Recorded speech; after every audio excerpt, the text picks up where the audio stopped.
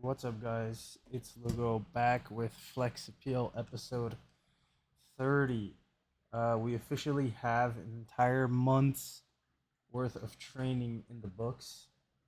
So, like 30 days, even though it's been like 36 or 38 since I run a modified PPL split where I just have an extra off day. But today was my secondary pull day. And it went pretty well. These RDLs have been feeling a lot better.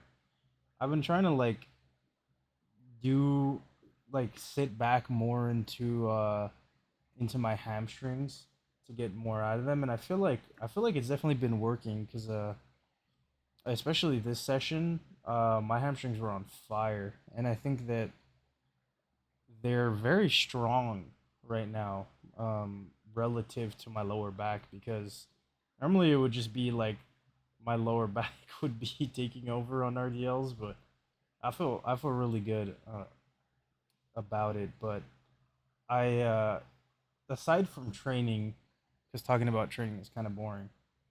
My training in specific, I wanted to talk about optimal training, and I've been talking about science-based lifters a lot, and it's because I'm kind of tapped in with on TikTok into the science-based lifting niche and all of that stuff. So I do like talking about it quite a bit. But I just wanted to talk about optimal training and the rise of single joint stuff and maximizing motor unit recruitment and stuff like that. And I just want to say, if you're like a newer lifter, somebody that's looking in on this, or somebody that's like me, that well, a little bit like me in the sense of you're getting into the gym, you're overweight, or you're skinny, or you're new. I'm not a new lifter, but being somebody that's new, that you don't have to. I want you to know that you don't have to train optimal. What I mean by that is you don't have to do what what's trending right now, which is single joint isolation movements where you're targeting from a specific point.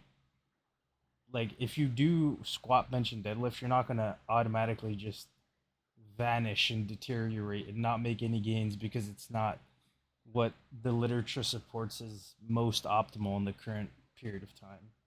You can always make gains doing whatever program it is that you're doing, whether it's high volume or low reps, high intensity.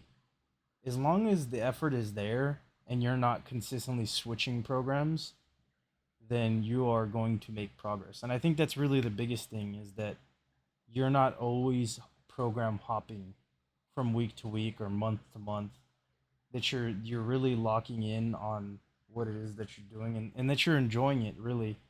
Like, this is something that I think has been iterated a lot, and it's kind of like people also hate on science-based lifters for doing all this optimal stuff, and it's like, well, you couldn't possibly enjoy doing, again, single joint isolation movements where it just seems boring to people because they didn't come up on that. And that's something that I want to say too, where it's like, not everybody has a fascination with doing compound movements like somebody like myself is, but that's different because I came up with power lifters. The first people that I had learned to train from were Mark Bell, Dave Tate, and Dan Green, which is like, the powerlifting space was kind of dominating around 2016, 2017, 2018, when I had gotten into fitness. Like, it was starting to go on its rise, and I ended up falling in love with squat, bench, deadlift, and that's just how it is. But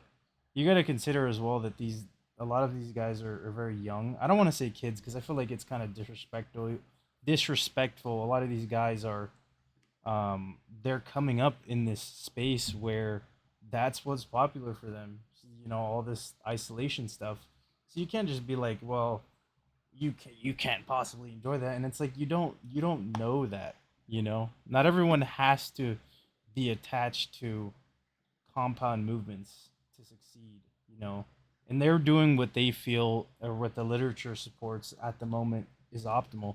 But the thing about science-based lifting is that the literature is changing and it's always changing. And I feel like if you're always changing your training based on that, then you know it's going to lead you astray sometimes. And I think as long as you're to wrap it up, I think as long as you're always putting in effort on whatever it is that you're doing, is the rule of thumb, if the exercise is stable, it's able to be overloaded, and you're able to get a good, muscle motor unit recruitment, mind and muscle connection with it, then it's probably a good exercise, regardless of whatever people are going to say.